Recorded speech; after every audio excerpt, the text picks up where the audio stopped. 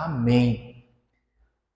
Ainda de pé, Mateus capítulo 25, a partir do versículo 14, diz assim: Pois será como um homem. Vamos, aliás, para o verso 13. Portanto, vigiem, porque vocês não sabem o dia e nem a hora.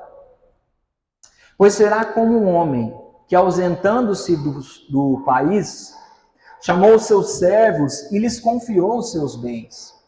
A um deu 5 talentos, a outro deu 2, a outro deu 1, de acordo com a capacidade de cada um deles. E então partiu. O servo que tinha recebido 5 talentos saiu imediatamente a negociar com eles e ganhou outros 5.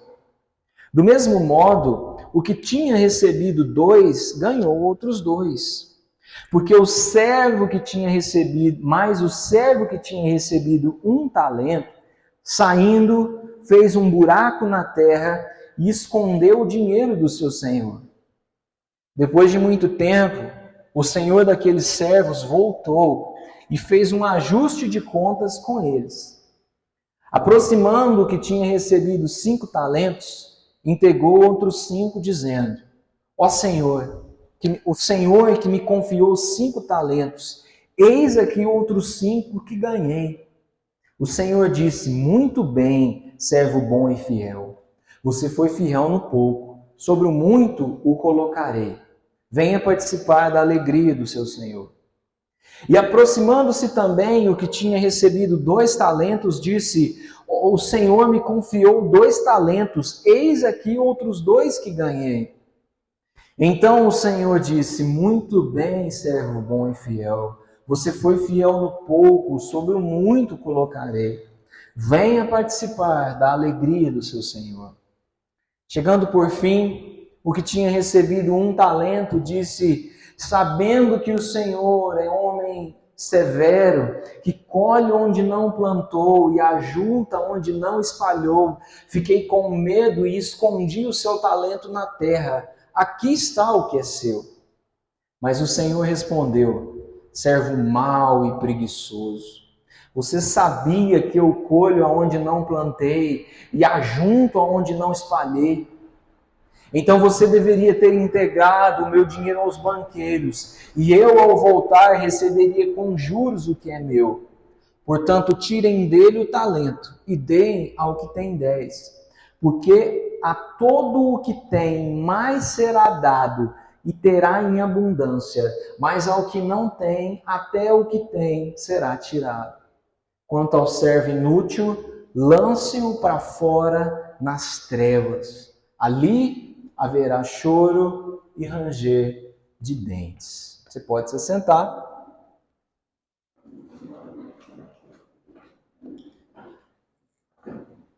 Irmãos, ao longo desse mês de janeiro, eu não sei se você percebeu, mas todas as mensagens que eu preguei foram mensagens de palavras, textos, reflexões que foram ditas pelo próprio Jesus.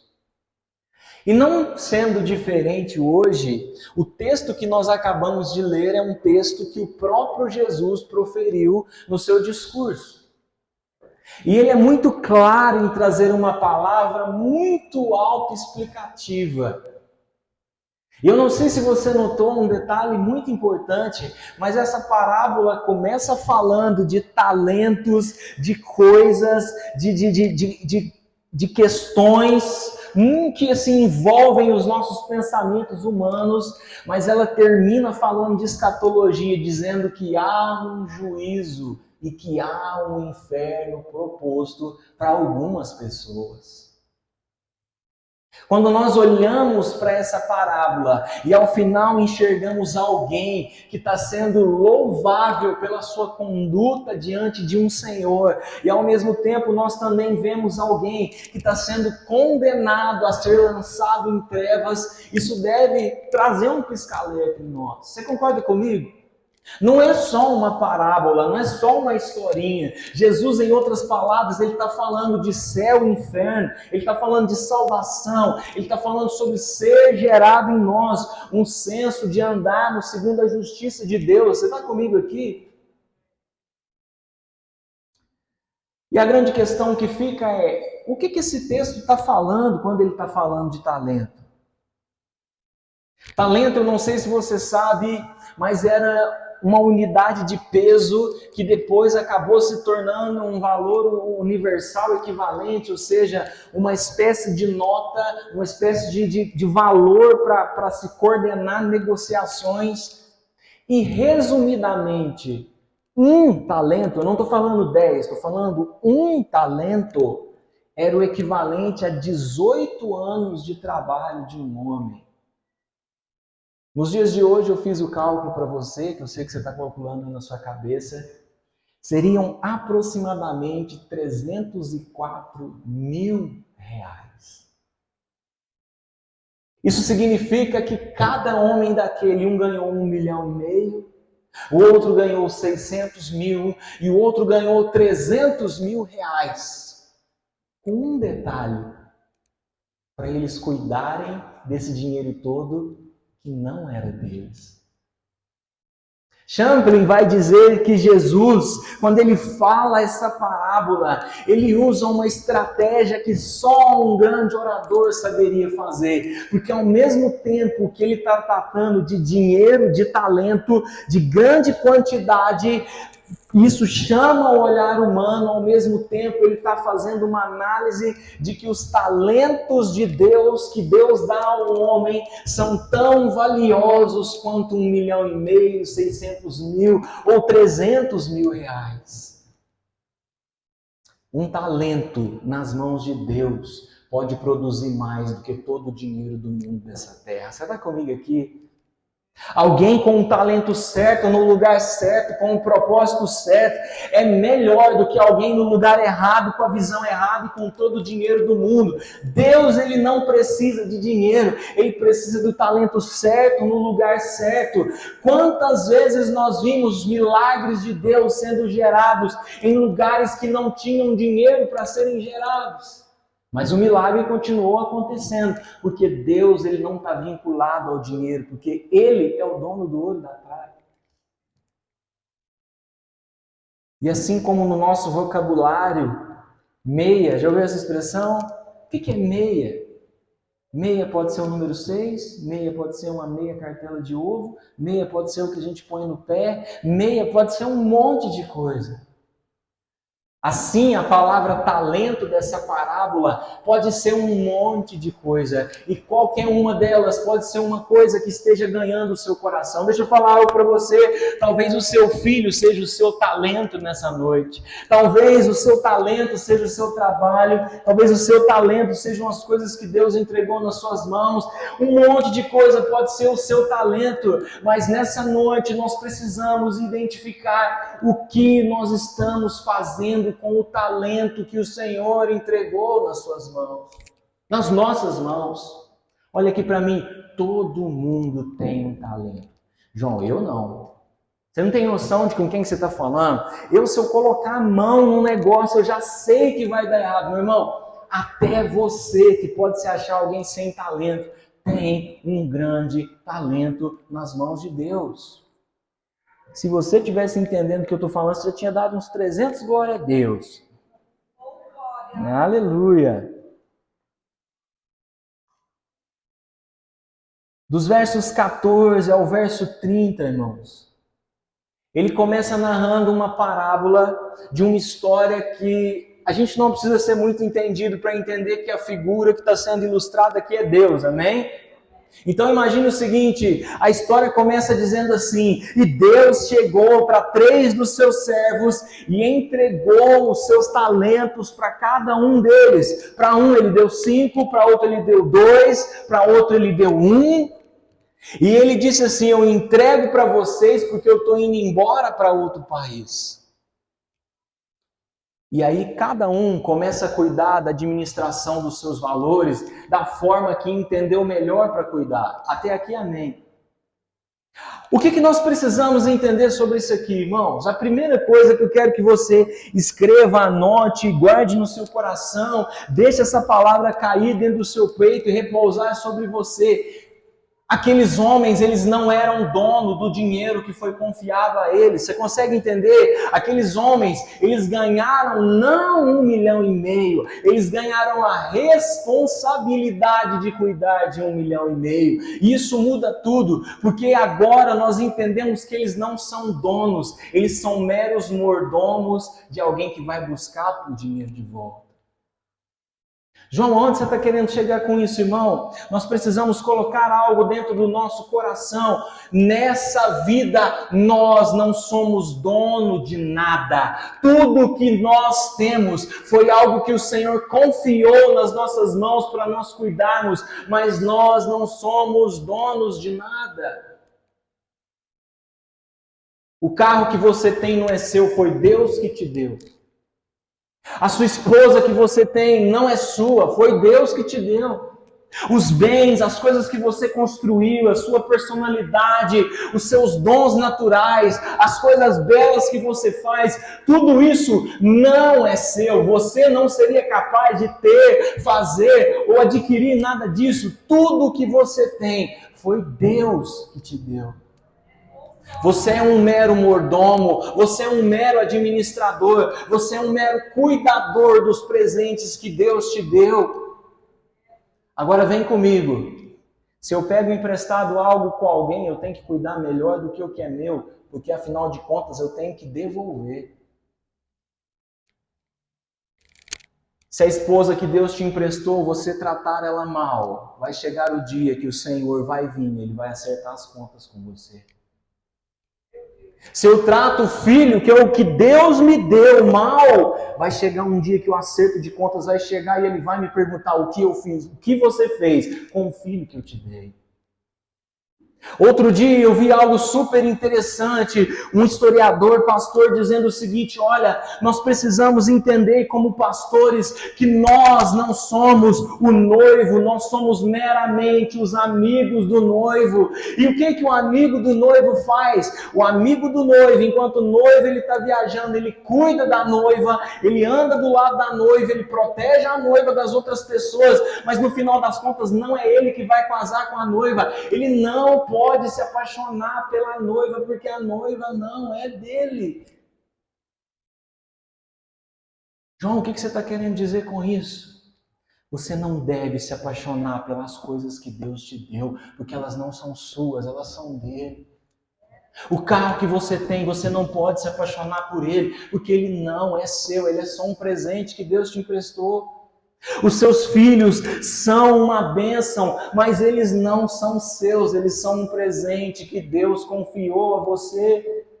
O seu dinheiro, os seus bens, os seus talentos, tudo que você tem não é seu, é de Deus. Então não se apaixone por as coisas daqui dessa terra, não se apaixone por aquilo que você tem agora, porque tudo isso, se um dia Deus quiser pedir, Ele vai pedir, porque não é seu, é dele. Diante disso, o que nós temos que fazer? Agradecer pelos presentes que Deus nos deu, pelo tempo que Ele deu. E se Ele tirou, é dele, é tudo por meio dele, é tudo para Ele. Para Ele são todas as coisas. Quando eu penso assim, eu paro de pensar assim, por que Deus me tirou? Porque nunca foi meu. Por que Deus não me permite? Porque nunca foi meu. Esteve comigo enquanto Ele quis, mas agora é um tempo de ganhar outras coisas do Senhor e deixar para trás as coisas que ficaram, porque eu só sou um mero mordomo daquilo que o meu patrão resolveu colocar em minhas mãos. Você consegue entender o que eu estou falando nessa noite? Não se apaixone por nada que não seja Cristo. Não entregue o seu coração a nada que não seja Cristo. Nós podemos gostar de muita coisa, amar muita coisa, mas acima de todas essas coisas, o amor de Cristo tem que ser o nosso primeiro lugar. Vamos lá, buscar a Deus primeiro que todas as coisas e todas as outras coisas. Amém. Tem crentes aqui nessa noite. Se nós olharmos para esse texto, em momento algum ele nos traz preocupação, dizendo assim, ó, você precisa ser rico para você ser salvo. Se no final das contas você não estiver muito bem aquisitivamente falando, você vai para o inferno. Não é isso que o texto está dizendo. Se a Bíblia não me traz preocupação para ser rico, essa não é a preocupação principal. Mas existe uma preocupação que esse texto nos mostra. Que no final das contas, se aquilo que ele nos deu for mal administrado, o versículo 30 diz categoricamente que nós vamos ser lançados às trevas. Coloque amor nas minhas palavras, mas eu não tenho outro jeito de te dar essa notícia. Se no final das contas Jesus voltar e você não tiver administrado bem as coisas que ele entregou na sua mão, ele vai cobrar de você. Se nós lermos os versículos 24 ao versículo 27, se nós lermos o versículo 15, nós entenderemos o seguinte, vamos lá. 25:15, a palavra vai dizer assim: a um deu 5 talentos, a outro deu 2 e a outro deu 1. E olha aqui isso aqui, irmãos, de acordo com a capacidade de cada um deles. E então partiu. Você pode repetir isso comigo? De acordo com a capacidade de cada um deles. Irmãos, imagina essa cena. É necessário nós mergulharmos naquilo que Jesus está querendo ensinar. Imagina que Jesus, que tem alguém, que você está vendo uma história, e nessa história você está no meio dessa história, e de repente chega alguém e fala assim, ó, aqui ó, 1,5 milhão é para você, 60 mil reais é para você, 300 mil é para você. Estou indo embora e daqui a um tempo eu vou voltar para pegar o meu dinheiro de volta. O versículo 2 diz que cada pessoa que o Senhor distribuiu o dinheiro, ele sabia da capacidade que cada um deles tinha para cuidar. Eu não sei você, mas se eu recebesse 1 milhão de reais de alguém para eu cuidar, eu iria enlouquecer. Se eu recebesse 600 mil, eu continuaria enlouquecido, 300 mil também, porque eu sei que essa pessoa ia voltar para buscar o dinheiro dela com grandes expectativas do que eu falaria depois desse tempo. A gente olha para essa história, mas quantas vezes Deus entrega projetos na nossa mão? E aí você acorda sonhando com um projeto, só que de repente você olha para o projeto e fala assim, eu acho que isso aqui é demais para mim.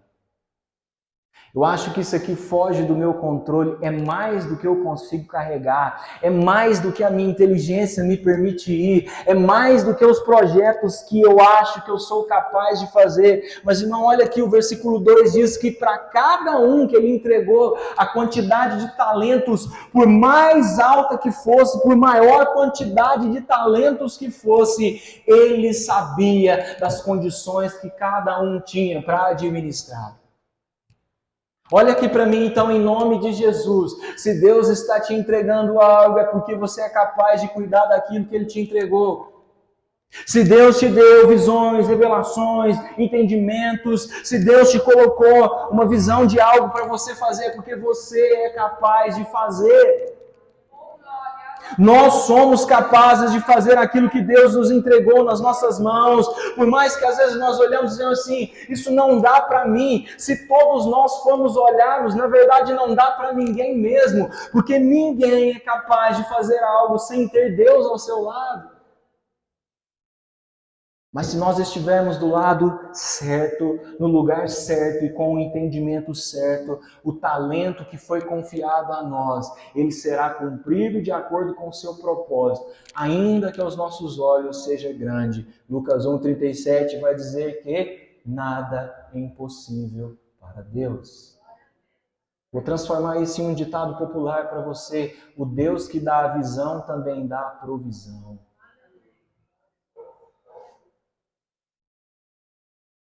Diante disso, se cada um de nós recebemos um talento para fazer algo para o Senhor, por que nós não estamos fazendo?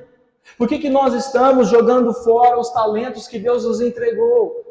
Se você está fazendo algo, amém, continue fazendo. Se você não está fazendo nada, passe a fazer algo, porque no final das contas, esse grande Senhor vai exigir. E se você já está fazendo alguma coisa, você precisa fazer melhor, porque fazer mal feito e não fazer é a mesma coisa. Você está comigo aqui? Eu vou dar um exemplo e graças a Deus está tudo correndo bem, mas entendam uma coisa. Tem músicos aqui na igreja, amém? Se um músico fizer mais ou menos a parte dele, vai dar certo, músicos? Não vai. Se um pregador não estuda e não faz o seu dever de casa, que é estudar a palavra, o que vai acontecer? Vai ficar pela metade. Se alguém está servindo no diaconato, nas projeções e em qualquer outra área da igreja, e essa pessoa não faz bem feito, o que acontece? É melhor não fazê-lo. Se Deus nos entregou um talento, a gente precisa fazer o melhor à medida do que a gente pode. Não é fazer mal feito, é fazer melhor. Se eu não estou fazendo, é fazer. Se eu estou fazendo, é como eu posso fazer melhor. Porque o meu patrão, no final das contas, ele não vai vir só buscar o que ele me deu. Ele quer ver o que eu fiz e um pouco mais do que eu produzi, além do que ele me confiou. Você está comigo aqui em nome de Jesus? Dos versos 24 ao verso 25, a palavra diz assim: porque surgirão falsos cristos. 25, 24.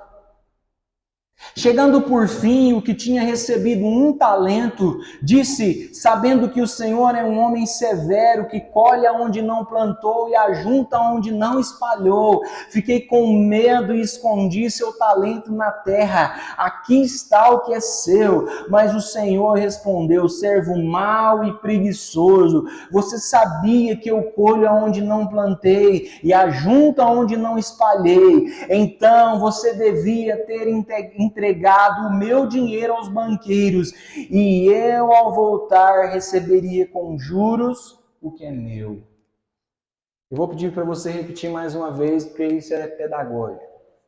Repita assim comigo: ser bom moço não é suficiente. Você conhece alguém que é bom moço, mas parou só em ser bom moço? É gente boa, mas parou só em ser gente boa. É legal, mas parou só no legal. Não foi para frente, não fez mais nada. Só é legal e gente boa. Conhece alguém assim? O homem dessa parábola era exatamente assim. Ele não roubou o Senhor dele. Ele não pegou o dinheiro que era do Senhor. Ele não gastou tudo, ele não desviou. A única coisa que ele fez é que ele era legal e ele falou assim: eu vou preservar esse tesouro da melhor forma. Cavou um buraco, enfiou lá dentro e enterrou. E o dia que o Senhor foi buscar, ele fez o dever de casa. Desenterrou, pegou o talento e entregou. Está aqui, Senhor. O moço dessa história era um bom moço, mas ele era só um bom moço. E a pergunta que Deus faz para ele, na história, vendo a ilustração e já imaginando o Senhor, é a seguinte: por que você não multiplicou? E a resposta dele é: eu sabia que o Senhor era severo e que queria colher da onde não plantou. Irmãos, o que é isso? Querer resultados da onde ele não plantou resultados. Preste atenção nisso. Deus sabia o que ele entregou, mas ele queria que fosse entregado além do que ele mesmo confiou. E a pergunta de Deus é muito estratégica na história. Se você sabia que eu era assim, por que você não fez o que deveria ser feito? Se você sabia que no final das contas eu ia voltar para cobrar mais do que o que eu entreguei, por que você não fez o que deveria? Agora, o interessante dessa história é que nós não entendemos a cultura por trás dessa história. Champlin vai dizer que existe uma cultura hebraica que tinha uma história muito parecida, que os sacerdotes traziam uma ilustração muito parecida com a de Jesus, que talvez Jesus tenha até copiado essa história para dar esse exemplo. Só que a história dos judeus ele era um pouquinho diferente, presta atenção. Na história judaica era diferente um pouquinho da história, porque havia um Senhor, o Senhor também entregou os seus talentos na mão de cada um de 3, só que um da história hebraica foi e gastou o dinheiro todo. O outro da história hebraica gastou metade do dinheiro à toa e guardou a outra metade. E o outro enterrou todo o dinheiro do seu senhor dentro de um lugar e esperou ele voltar. Na história hebraica, preste atenção nisso, o homem que enterrou o talento e entregou de volta ao Senhor foi louvado. O que gastou todo o dinheiro foi condenado às trevas. E o que gastou metade foi preso. Preso para esperar. Se um dia o dinheiro gerar juros da metade que ele gastou e conseguir recuperar o dinheiro com o que ainda sobrou, ele vai ser solto. Caso não consiga, ele será morto. Sabe o que eu vejo aqui, irmãos? Jesus melhorou essa história. Ele subiu a régua, ele subiu o nível. E se você olhar as Escrituras, a todo tempo Jesus está fazendo isso, porque tinha a velha aliança e a nova aliança, o Velho Testamento e o Novo Testamento. Lembra quando Jesus ele vira para aquelas pessoas e fala assim, na velha aliança, se você se relacionasse com uma mulher, você seria condenado pelo pecado de adultério, mas na minha nova aliança, se você apenas olhar, você já adulterou. Lembra disso?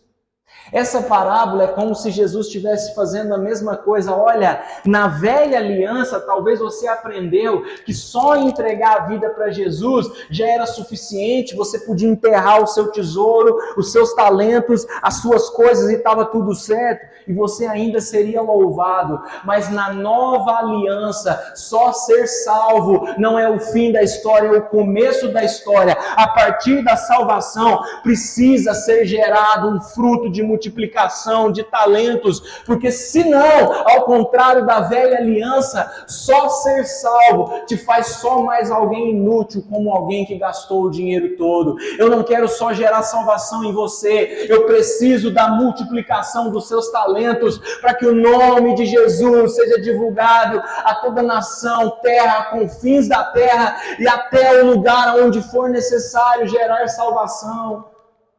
Irmão, você está comigo aqui? Ser quem você é não é suficiente. Ser um bom moço não é suficiente. É o mínimo e nós não vivemos pelo mínimo. Nós somos chamados para fazer mais e cada vez mais e muito mais. Então não é sobre apenas ser um bom moço, mas é sobre multiplicar os talentos que Deus nos deu.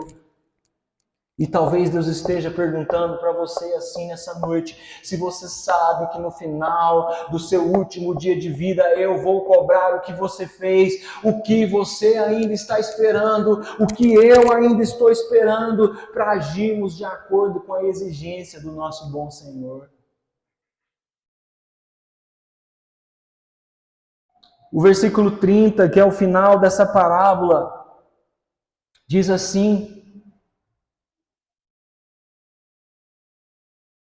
quanto ao servo inútil, lance-o para fora das trevas, nas trevas. Ali haverá choro e ranger de dentes. Irmão, tem um contexto para isso aqui que Jesus está dizendo. Quando ele diz que esse Senhor vai tirar esse servo mau, esse servo inútil, e vai jogar nas trevas, tem sim uma mentalidade de inferno, mas tem um contexto. E o contexto aqui histórico é o seguinte: esse jogar nas trevas que Jesus está falando, é porque antigamente, nessa época, haviam casamentos. E como todo bom casamento, havia penetras. Quem aqui já casou? Todo casamento tem uns 4, 5 penetras no mínimo, não tem? Com certeza. E naquela época, não diferente de hoje, haviam penetras de casamento. Só que naquele tempo, eu quero te lembrar que não havia luz elétrica. Então, em volta da cerimônia do casamento, eram colocados, de certa forma, uma luz, que seria uma luz gerada pelo calor, pelo fogo. E as pessoas iam para a festa de casamento ali. E ali, além de iluminadas, elas ficavam quentinhas. Mas aí, como toda boa festa de casamento, haviam seguranças que ficavam monitorando para ver se achavam penetras. E quando um penetra de casamento ele era achado, ele era tirado daquela cerimônia de casamento e posto para fora. E o que acontecia? Quando aquela pessoa ela era expulsa do casamento, ela era tirada para fora, e fora do casamento não haviam luzes, porque estava tudo escuro, não havia energia elétrica, e ali agora as densas trevas encontravam essa pessoa.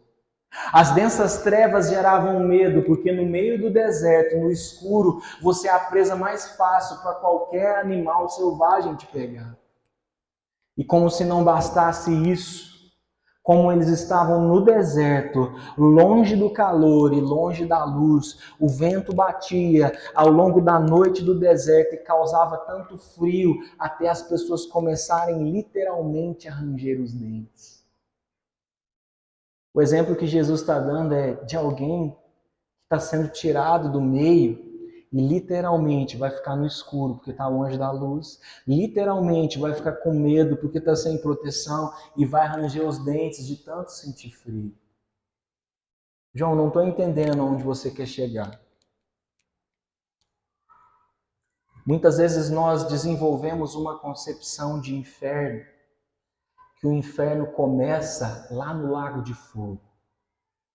E vai ter um capetão com um chifrão, com um negócio, e vai aterrorizar todo mundo.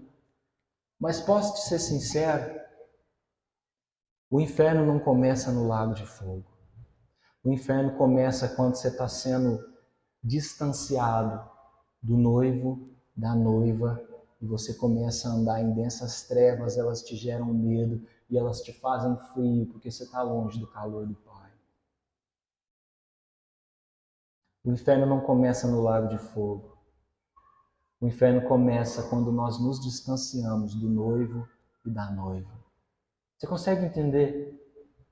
A minha história, a sua história, ela não começa, o princípio das nossas dores, ela não começa no juízo final, ela já está começando agora, quando eu e você fomos e vamos nos afastando do amor, do carinho e da graça de Cristo. Há um poder no casamento e todo dia nós estamos celebrando uma festa.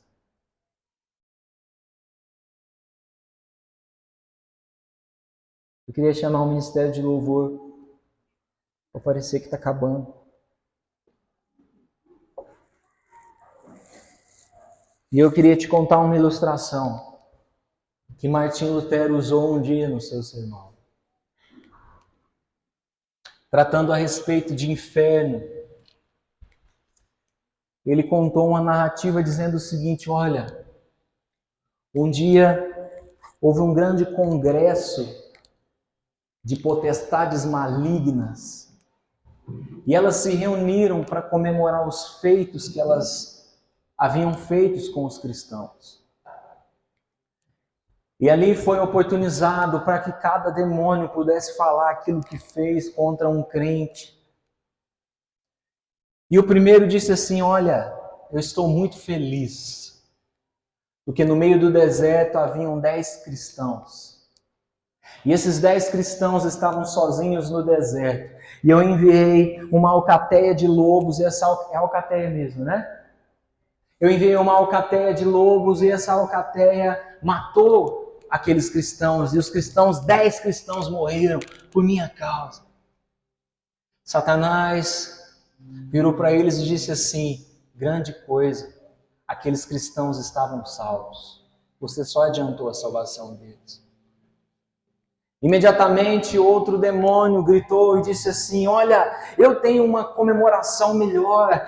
No navio haviam 3 missionários que estavam atravessando o oceano e eu consegui afundar o barco e 3 missionários morreram. E eu estou muito feliz porque 3 homens a menos para falar de Deus. Satanás mais uma vez virou e disse assim: grande coisa vocês fizeram, porque aqueles 3 missionários também estavam salvos. Mas de repente vem um último demônio, se levanta e diz assim: olha, eu tenho uma grande divulgação para fazer. Eu consegui plantar uma semente na cabeça de alguém que veio à frente e aceitou Jesus pela primeira vez, dizendo e plantando na cabeça dele que depois daqui ele não precisava fazer mais nada porque ele estava salvo. E agora os anos se passaram e agora ele já está do nosso lado. Essa ilustração nos mostra, irmãos, que muitas vezes nós estamos contentes e pensando que o suficiente foi chegarmos até aqui na frente desse altar e dizemos assim: eu entrego a minha vida para Jesus. Só que quando nós viemos aqui, nós entregamos a nossa vida diante desse altar, mas nós esquecemos que existem talentos, existem coisas que foram entregues nas nossas mãos e nós enterramos isso como na parábola. Nós não estamos produzindo frutos de salvação, nós não estamos produzindo talentos no Senhor, nós não estamos multiplicando, nós não estamos fazendo nada.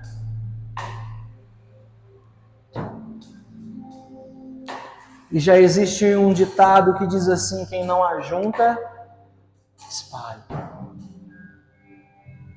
Que eu e você nessa noite não sejamos o motivo da alegria do diabo e sabemos que nós apenas nos contentamos em vir aqui à frente.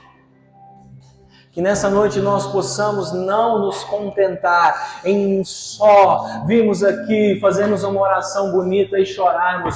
O que o Senhor quer, segundo a Bíblia, é misericórdia e não sacrifícios. O que Ele quer não é ver uma vinda apenas ao altar, mas ver uma vida sendo entregue aos seus pés e, se for necessário, deixarmos morrer pelo poder do Evangelho. Se coloque de pé em nome de Jesus. Que nessa noite nós possamos nos envergonhar se tudo que nós temos feito é o mínimo. Que nessa noite nós possamos orar ao Senhor, pedindo perdão a Ele e também pedindo forças. Porque nós podemos ser melhores. Porque nós em algum momento da nossa vida enterramos vários talentos que Deus nos deu. Nós deixamos sonhos morrerem. Nós tiramos da disposição dos nossos sonhos as promessas que Deus nos fez. Em algum momento nós nos contentamos apenas em sermos salvos, como se isso fosse o fim da história, quando na verdade isso é só o começo. Pai, nós oramos em nome de Jesus. Talvez tem pessoas que estão aqui, Senhor, que estão há tanto tempo desviadas, longe dos caminhos do Senhor, que há tanto tempo estão com seus talentos enterrados, que, Senhor, há tanto tempo pararam, desistiram no meio do caminho, Pai. Mas nessa noite o Senhor está os despertando a viver algo melhor no Senhor. Talvez alguns de nós aqui até estão trabalhando, mas estão muito aquém do que poderiam fazer. Talvez alguns de nós estão aqui, mas estão assim fazendo literalmente o mínimo para que possam conviver em harmonia como igreja. Mas nessa noite nós estamos aqui. Nós nos comprometemos que vamos fazer melhor, que vamos entregar o nosso melhor, que vamos colocar a nossa vida diante do Senhor, que é o melhor lugar. Nós não mais iremos enterrar os nossos talentos, nós não mais iremos agir como se não precisássemos multiplicar aquilo que o Senhor nos deu. Pai, nos dá inteligência, nos dá sabedoria, pois nós queremos no grande dia entregar mais do que o Senhor nos confiou, multiplicar aquilo que que o Senhor nos confiou, fazer melhor aquilo que o Senhor entregou nas nossas mãos. Pai, convence nessa noite os corações que estão gelados, convence, Senhor, nessa noite nós vencemos a procrastinação. Senhor, nos convence nessa noite, queima nos corações nessa noite. Nós não podemos nos contentar e viver uma vida miserável diante do Senhor, e viver uma vida rasa espiritualmente, porque nós sabemos que no final das contas o Senhor não é o nosso dinheiro, as nossas riquezas. O Senhor quer o nosso coração sendo entregue, sendo rendido, trabalhando para o Senhor, produzindo para o Senhor, Pai. Nós te amamos, Senhor. Senhor, muda o nosso coração nessa noite, pois nós queremos o nosso coração queimando para o Senhor, queimando para o Senhor e para a sua boa obra.